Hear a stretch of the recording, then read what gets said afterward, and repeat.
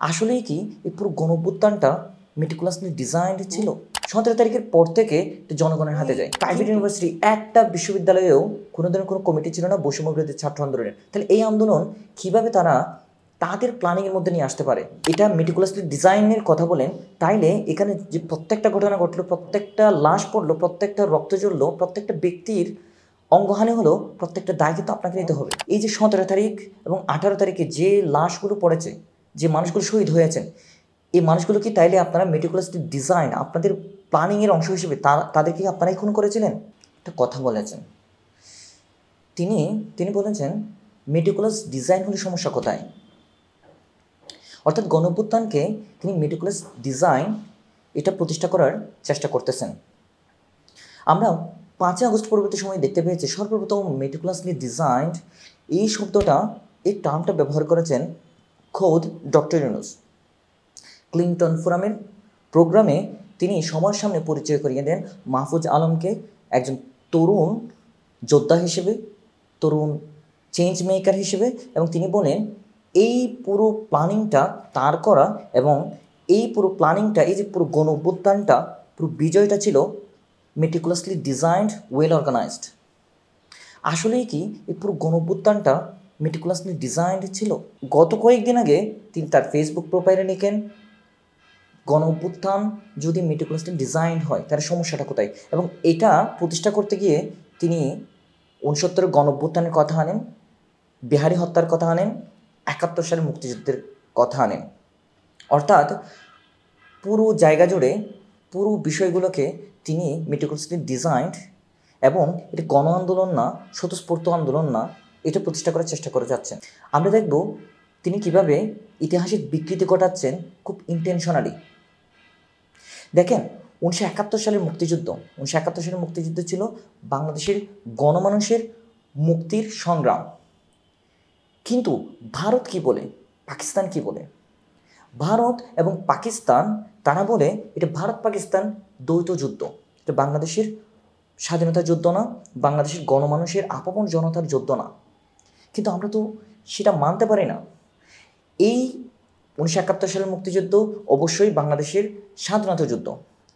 এখানে সকল মানুষ নেমে এসেছিল, অস্ত্র ধরেছিল দেশকে স্বাধীন করার জন্য।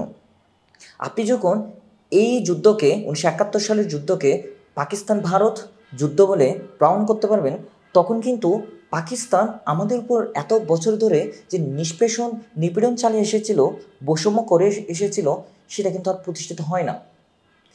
এই ষড়যন্ত্র তত্ত্ব, এসব যদি আপনি প্রতিষ্ঠা করতে পারেন, তাহলে আপনি জনগণকে আলাদা করতে পারেন। এবং 1971 সালের পরবর্তী সময়ে যারাই ক্ষমতায় আসবে তাদেরকে আর জনগণের জন্য রাষ্ট্র উপহার দিতে হয় না। আপনি যদি এটাকে ষড়যন্ত্র হিসেবে দেখান, এটা যদি ভারত পাকিস্তান যুদ্ধ হিসেবে দেখান, তাহলে আপনাকে ভোট, ভাতের অধিকার, চাকরির অধিকার, অর্থাৎ পুরো বৈষম্যহীন বাংলাদেশের স্বপ্নটা বাস্তবায়ন করতে হয় না। কারণ আপনি ইতিপূর্বে আপনি প্রমাণ করেছেন, আপনি দাবি করেছেন এটা ভারত পাকিস্তান যুদ্ধ। একইভাবে 2024 সালের গণঅভ্যুত্থান, এই গণঅভ্যুত্থানকে যখন আপনি একটা meticulously designed, well planned, well organised প্ল্যানিংয়ের মধ্যে যদি আপনি নিয়ে আসতে পারেন, তাহলে আপনি জনগণকে আলাদা করতে পারেন। আমরা দেখতে পাই এই জুলাই গণঅভ্যুত্থানের মুড ঘুরে গিয়েছিল 14ই জুলাই। তুমি কে, আমি কে, রাজাকার রাজাকার, কে বলেছে স্বৈরাচার আওয়াজ দেওয়ার মাধ্যমে। এই আন্দোলন কোটা আন্দোলনের মধ্য দিয়ে শুরু হয়। কোটা আন্দোলনের মাধ্যমে শুরু হলেও 2018 সালের মতো আন্দোলনকারীদেরকে আমাদেরকে রাজাকার বলা হয়। 2018 সালে যখন আমাদেরকে রাজাকার বলা হয়, মতিয়া যখন আমাদেরকে রাজাকার বলেছিলেন, তখন আমরা বলেছিলাম মতিয়া তুই রাজাকার। একইভাবে 2024 সালে যখন আমাদেরকে রাজাকার বলা হয়, তখন তুমি কে, আমি কে, রাজাকার, কে বলেছে স্বৈরাচার। অর্থাৎ এই যে রাজাকার বলার অপমানবোধ, এই অপমানবোধ সহ্য করতে না পেরে শিক্ষার্থীরা, হাজার শিক্ষার্থীরা রাজপথে নেমে এসেছিল, এবং যে আমাদেরকে রাজাকার ডেকেছিল তাকে আমরা স্বৈরাচার ডেকেছিলাম। এরই মাধ্যমে কিন্তু এই আন্দোলনের কোটা আন্দোলনে ছিল না। এর পরবর্তীতে 15 তারিখ শিক্ষার্থীদের উপর হামলা হয়, 16 তারিখ শিক্ষার্থীরা প্রতিরোধ গড়ে তোলে, 17 তারিখ গায়েবানা জানাজা হয়, এবং গায়েবানা জানাজার প্রোগ্রাম পর্যন্ত বৈষম্যবিরোধী ছাত্র আন্দোলনের প্ল্যানিংয়ের মধ্যে ছিল। আমি একজন সংগঠক হিসেবে এই পুরো আন্দোলনে স্বচক্ষে সব কিছু দেখেছি, নিজে অংশগ্রহণ করেছি, আন্দোলন সংগঠিত করেছি। সেই হিসেবে আমি দেখতে পেয়েছি 17 তারিখ পর্যন্ত তাদের প্ল্যানিংয়ের মধ্যে ছিল গায়েবানা জানাজার মধ্য দিয়ে। কিন্তু 18 তারিখ আজিমপুরে যখন আমরা আন্দোলন শুরু করি সকালবেলা, এবং সবচেয়ে বড় আন্দোলনটা হয়েছিল আজিমপুরে। যেই আন্দোলন শুরু করেছিল সর্বপ্রথম ভিকারুন্নেসার শিক্ষার্থীরা, তাদের অভিভাবক সহ। ওখানে কোনো ধরনের কোনো বৈষম্যবিরোধী ছাত্র আন্দোলনের হাত ছিল না, কোনো ধরনের তাদের সাথে কোনো যোগাযোগও ছিল না। আমরা সারাদিন ওই শিক্ষার্থীদের সাথে আন্দোলন করেছি, হাজার হাজার শিক্ষার্থী ওখানে অংশগ্রহণ করেছিল, এবং পরবর্তীতে ওখানে ছাত্রলীগ এবং পুলিশ হামলা করে আমাদের উপরে। আমরা দেখতে পাই সায়েন্স ল্যাব ওই একই দিনে আন্দোলন হয়, এবং ধানমন্ডি 27 থেকে শুরু করে বিভিন্ন জায়গায় আন্দোলন হয়, এবং কোনো জায়গায় কোনো ধরনের বৈষম্যবিরোধী ছাত্র আন্দোলনের কমিটি ছিল না, কোনো সমন্বয় কমিটি ছিল না।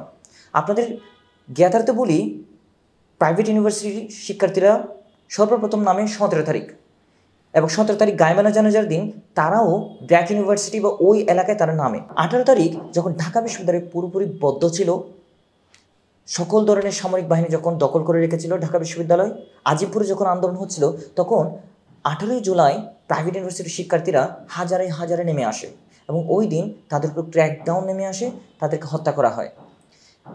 উল্লেখ্য, ওই প্রাইভেট ইউনিভার্সিটি একটা বিশ্ববিদ্যালয়েও কোনো ধরনের কোনো কমিটি ছিল না বৈষম্যবিরোধী ছাত্র আন্দোলনের। তাহলে এই আন্দোলন কীভাবে তারা তাদের প্ল্যানিংয়ের মধ্যে নিয়ে আসতে পারে? স্বতঃস্ফূর্তভাবে যেভাবে সায়েন্স ল্যাবে ঢাকা কলেজ, সিটি কলেজের শিক্ষার্থীরা আন্দোলন করেছিল, ভিকারুন্নেসার স্টুডেন্টরা যেভাবে আজিমপুরে আন্দোলন করেছিল, ঢাকা বিশ্ববিদ্যালয় সহ অন্যান্য শিক্ষার্থীরাও আজিমপুরে আন্দোলন করেছিল, একইভাবে প্রাইভেট ইউনিভার্সিটি আন্দোলন করেছিল। ফলে এখানে কোনো ধরনের কোনো মেটিকুলাস ডিজাইন, ওয়েল প্ল্যান, এই ধরনের কোনো কিছু ঘটার সম্ভাবনা আমরা দেখতে পাই না। এবং একই দিনে 18 জুলাই রামপুরা, ভাটারা থানা থেকে শুরু করে অনেক থানা পুড়িয়ে দেওয়া হয়, এবং আজিমপুরে বিডিআর 3 নম্বর গেটের পাশে ট্রাফিক পুলিশের উপকমিশন বিভাগের যে থানাটা আছে, সেই থানাটাও পুড়িয়ে দেওয়া হয় 18 জুলাই।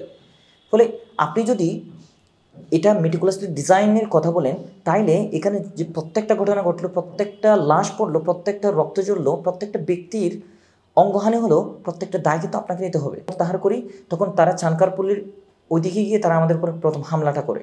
এরপরে 15 জুলাই তারা পুরোদস্তর আমাদের উপর হামলা করে, এবং নারী শিক্ষার্থীদের উপর ভয়াবহ হামলার ফলে সারা দেশে আন্দোলনের বার্তা ছড়িয়ে পড়ে। এর ফলে 16 জুলাই শিক্ষার্থীরা নেমে আসে, কলেজ শিক্ষার্থীরা নেমে আসে, এবং 16 জুলাই সারা দেশে যখন আন্দোলন হচ্ছিল, তখন 6 জনকে শহীদ করা হয়। এর মধ্যে একজন নারী ছিলেন, বাকিরা আবু সাইদ, ওয়াসিম সহ বাকিরা পুরুষ ছিলেন। এরই মাধ্যমে এই আন্দোলন একটা গণ আন্দোলনের রূপ নেয় 17 তারিখের পরে। এখন এই যে 17 তারিখ এবং 18 তারিখে যে লাশগুলো পড়েছে, যে মানুষগুলো শহীদ হয়েছেন, এই মানুষগুলো কি তাইলে আপনারা মেটিকুলাসলি ডিজাইন, আপনাদের প্ল্যানিংয়ের অংশ হিসেবে তাদেরকে আপনারাই খুন করেছিলেন? আবু সাইদ সহ যত ওই সব দিনে যারা শহীদ হয়েছিলেন, তাদের হত্যার দায়টাও আপনাদেরকে নিতে হবে।